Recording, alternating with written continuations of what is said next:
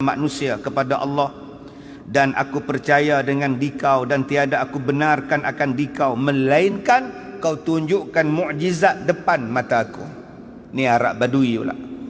Dia kata, wahai Muhammad, aku duk dengar cerita ni, kau ni duk menyeru pada Allah, menyeru pada Islam. Jadi aku mai pada kampung ni, nak tengoklah kau ni betul ke tak betul. Aku nak percaya ataupun tidak percaya.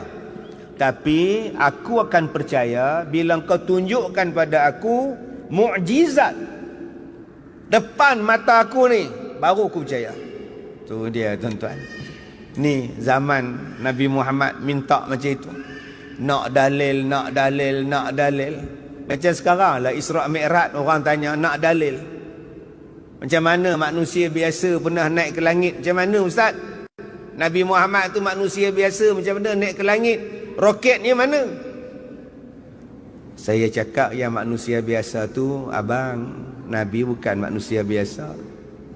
Manusia biasa daripada struktur tubuh dia. Tapi kemuliaan dia jauh pada abang. Abang jangan duk perasan abang ni sama dengan Nabi. Abang jangan perasan abang tu sama dengan Nabi. Abang kalau berak tengah jalan tu seminggu tak hilang tai abang. Nabi Muhammad tak macam tu. Najis dia pun dimuliakan. Diserap habis tanah ni tak ada supaya tak ada orang timbul dia.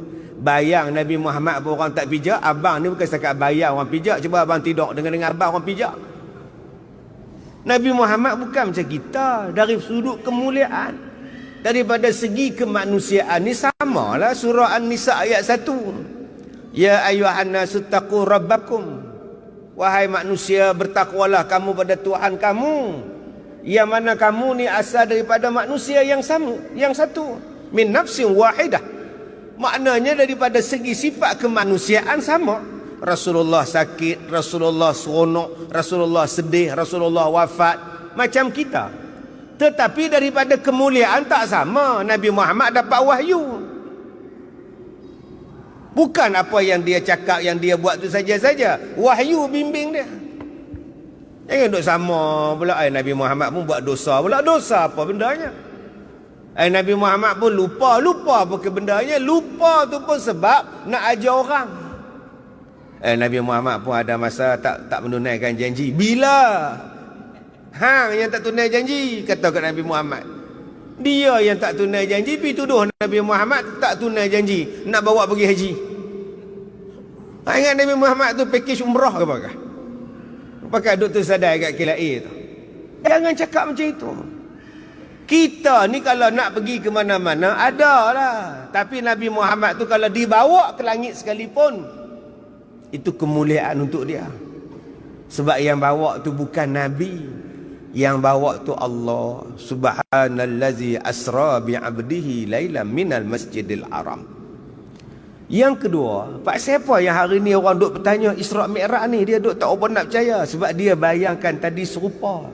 Dia bayangkan dia besar, dia bayangkan dia hebat, dia bayangkan dia ni agung, dia bayangkan diri dia ni adalah manusia yang terhebat. Cuba kita bayangkan kita nak banding dengan langit, nak banding dengan bumi ni, cuba kita bayang kita halus, kita kecil, baru kita sedar diri. Ni kita duk perasan kita besar. Kita tak percaya Nabi naik ke langit. Cuba hang perasan hang tu halus, nak banding dengan bumi ni tak nampak pun. Saya datang dari Ipoh. Saya bawa kereta daripada Ipoh. Dalam kereta saya tu tuan-tuan, daripada Ipoh mai Pulau Batas ni, ada seekor semut. Halus semut. Duduk kat depan, kat dashboard. Duduk kat cermin depan, tengok terowong, tengok lepongsu, tengok semua duduk kiri kanan, kiri kanan, kiri kanan. Habis ceramah asal lagi, dia ikut balik di Ipoh. Saya turun, dia pun turun. Masuklah lubang dia. Isteri semut tu tanya, "Pi mana?" "Pi Penang." "Merapu lah." "Pi Penang bila pi?" "Petang tadi." "Balik?" "Baru sat-sat." "Abang nyanyuk ke apa?" "Aku tak berjalan, aku naik kereta." "Kalau betul pi, tolong cerita." Semut tu habaq kat semut. Kawan-kawan dia main anak main nganga. Hampa tak lalu pergi kat terowong. Hampa tak lalu pergi kat kona 3 beradik. Hampa tak lalu pergi kat Sungai Perak tu. Ui, duduk cerita. Serupa itulah Nabi Muhammad. Bukan berjalan kaki naik ke langit. Dia dibawa dengan kenderaan yang hebat. Dengan makhluk yang hebat. Yang kita rasa pelik pasal apa? Subhanallah. Pakak duk tanya. Diri dia tak pelik. Allah kata hang tu jadi daripada min nutfah amsyajin, daripada air yang terpancar. Daripada air boleh jadi mata, daripada air boleh jadi suara, daripada air boleh jadi jantung, daripada air yang mani, air mani ni boleh jadi daging, boleh jadi tulang. Hang tak pelik? Macam mana air mani kamu ni duk diperam dalam rahim boleh jadi orang? Yang tu tak pelik pula.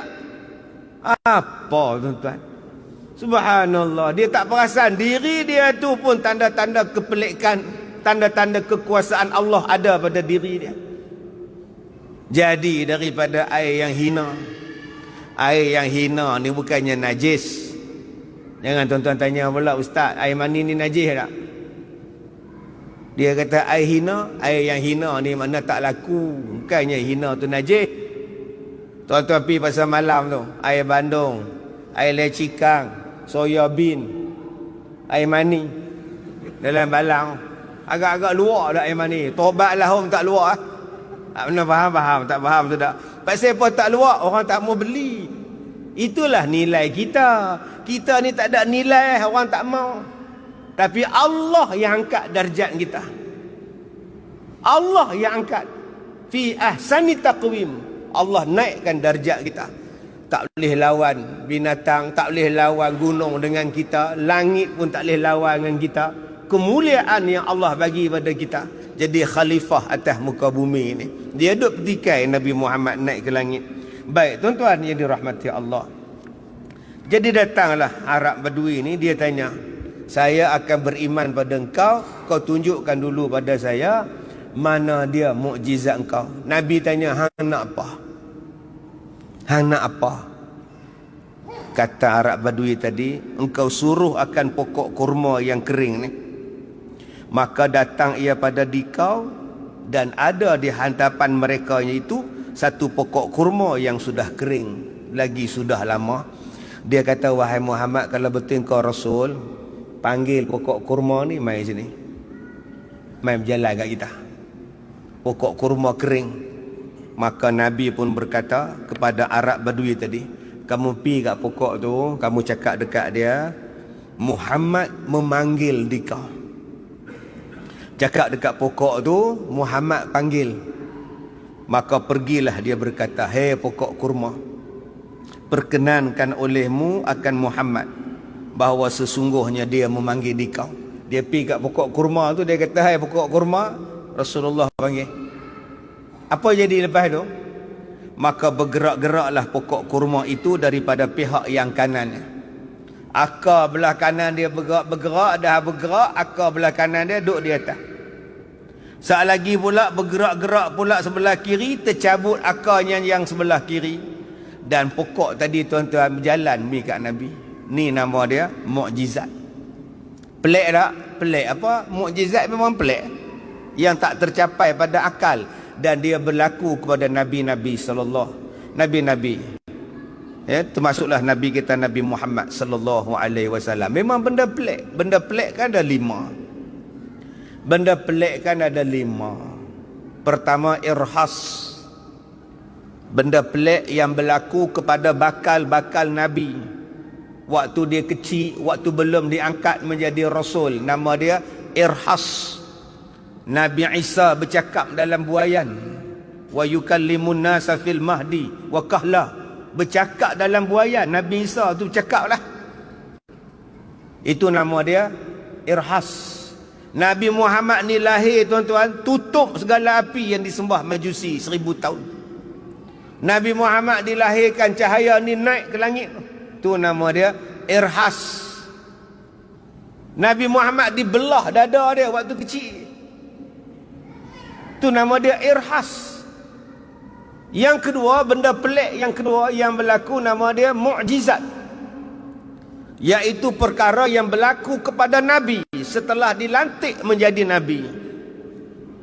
Nabi Isa menghidupkan orang mati. Nabi Musa lempar tongkat, terbelah laut. Lempar tongkat jadi ular. Tu Nabi Ibrahim lempar ke api, tak jadi apa. Keluar elok yang Nabi Ibrahim. Yang ketiga, benda pelik yang ketiganya namanya ialah sihir. Sihir ini dipelajari.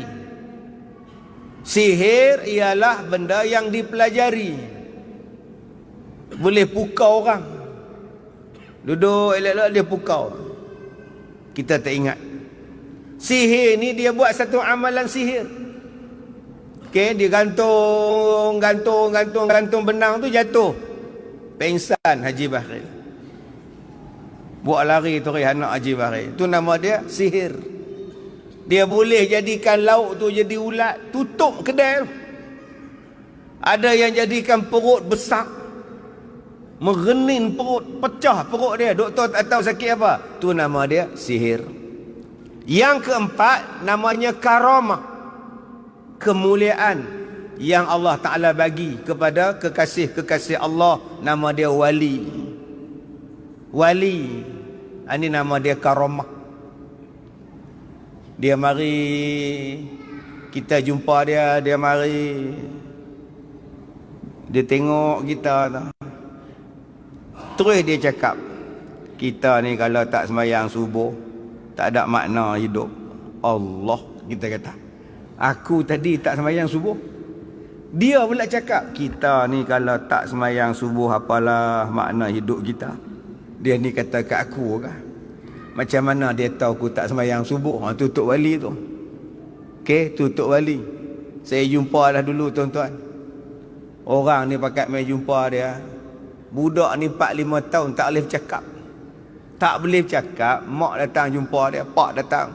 Tengoklah ustaz, oh anak kami ni 5 tahun tak boleh bercakap. Duduk ha. Dia buka mulut, dia ludah budak tu. Balik. Cakap. Dengan izin Allah. Subhanallah. Cuba tuan-tuan sekarang jumpa ustaz, anak tak bercakap, ludah tu. Coronavirus budak tu tuan. Main. Mau 14 hari kat awak.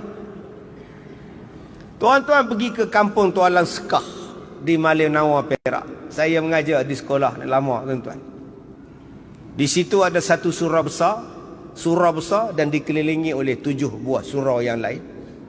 Di situ ada tok guru, anak beranak, wali tuan-tuan. Wali negeri Perak tu di kampung Tualang Sekah, Malin Nawar. Allahu Akbar. Jepun tak boleh masuk dalam kampung. Pakat duk berenang atas jalan Jepun, atas darat duk berenang. Pasal dia nampak sungai, dia nampak tasik, dia nampak kolam. Pakat duk berenang. Orang kampung duk tengok pok-pok Jepun ni berenang pasal apa? Ni Tok Wali ni. Itu nama dia karamah, benda pelik. Nampak macam laut padahal darat. Berkat doa ni nama dia karamah. Amalan dia tinggi, ibadat dia kuat, maka Allah Ta'ala berikan kemuliaan pada dia. Yang kelima dipanggil ma'unah. Ma'unah ni bukan hak rompak senjata, bukan. Tu kumpulan ma'unah. Ma'unah ni pertolongan Tuhan. Siapa-siapa pun boleh Tuhan tolong. Siapa-siapa pun, Islam ke tak Islam ke, Tuhan bagi. Jatuh tu, duk tukang ni. Dia duk bawah tu, lampu suraya tu, cendelia tu, tu betul bawah tu.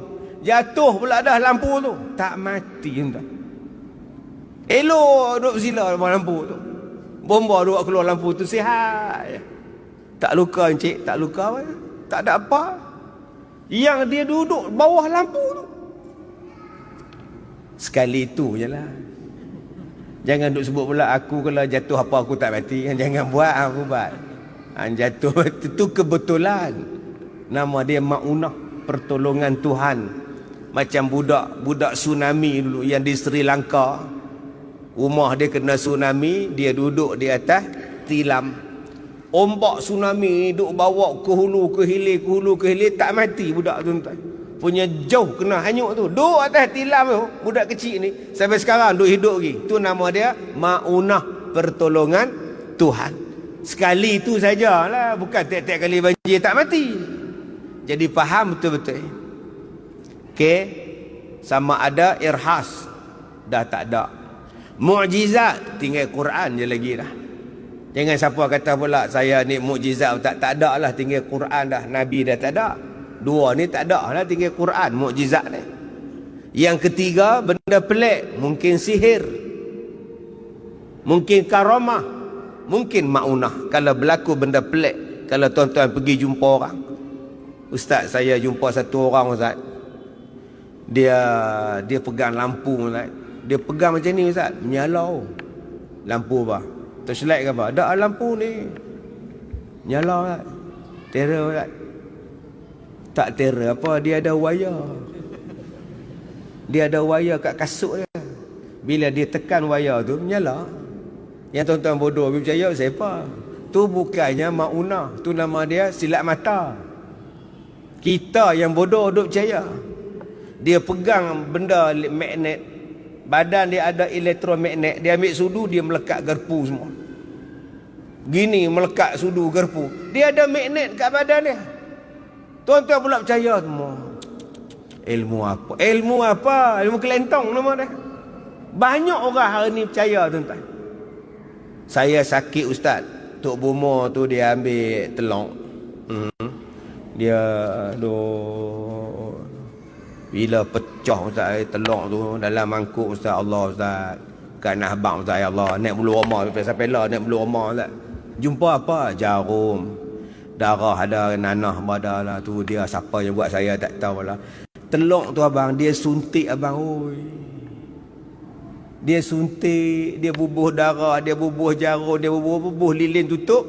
Kemudian dia duduk rumoi kita banyak. Kemudian kita kata jiran kita buat kita. Dak sikit-sikit kena percaya, sikit-sikit kena tipu. Percaya habis pada benda-benda yang bukan-bukan ni tuan-tuan. Nak tengok benda pelik, tengok tiga ni. Okey. Mungkin dia alim ustaz, alim apa pakai seluar pendek. Alim kejadah apa tuan-tuan dia pakai seluar pendek.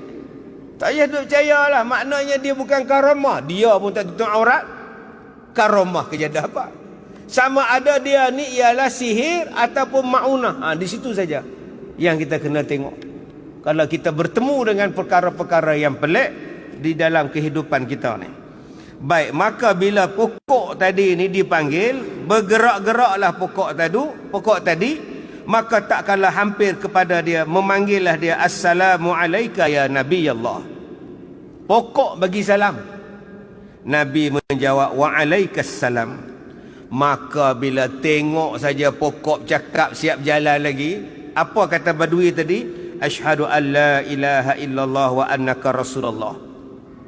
Terus mengucap masuk Islam Arab badui ni. Maka berkatalah ia, kafa. Artinya cukuplah. Tak mau tengoklah, cukuplah. Kafa tu maknanya cukup. Tak mau tengoklah. Sebab tu kafa ni gaji dia rendah pun tak apa, cukup. Tak pernah faham, tak faham sudah. Jadi kalau cikgu kafa kata gaji rendah sangat, cebut laisa kafa. Tak cukup. Duk kafa sebab tu tak nak naik gaji tuan-tuan. Sebab apa? Sebab saya cukup. Jadi pelajaran kita malam ni kafa cukup. Abang mengaji apa dengan Ustaz Kazim malam ni? Kafa. Apa tu? Cukuplah. Dah cukup. Okey, lepas ni tuan-tuan kafa. Saya pun nak kafa lah dekat pukul 9 dah tuan-tuan.